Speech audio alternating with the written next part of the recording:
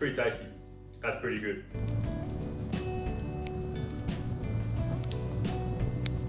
G'day. Welcome to the Tucker and Time YouTube channel. This is episode 5 of Does It Venison. Today it almost feels like a bit of a cop out. I'm going to be doing Leggo's Bolognese. This is the bacon flavour with chunky tomato and herbs. This is literally all that goes into the pan. Give it time, 400 grams of venison mince. I think everyone's probably already knows the answer to this one. I'm sure this is going to be a yes. It's probably going to be more of a what can you add to it to get more out of the dish, which I will do at the end. Maybe this is perfect as it is, so I shouldn't say that. This in a pan, brown your mince, chuck this in, give it half an hour.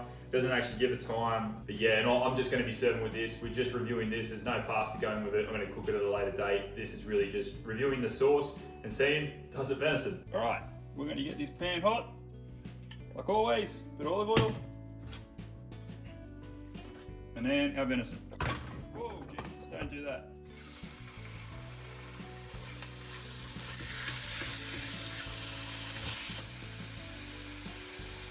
Alright, so we've browned up the mince, and I'm going to take this whole jar of sauce straight in. I'm actually going to fill that up with a bit of water just to get as much out of it as possible. There we go. I'm going to stir this through. That actually smells really nice. All right, now I'm gonna let that simmer. Look, all right, I'm pretty sure this is gonna be a slam dunk. It's a Bolognese sauce, bacon in it. It's probably gonna be an absolute slam dunk, but let's give it a crack. Pretty tasty.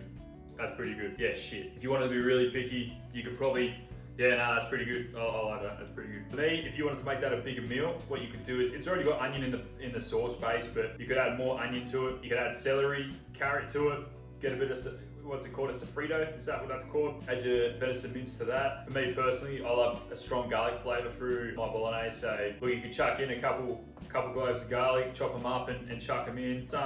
Maybe a pinch of salt, chuck it in. I would like pepper.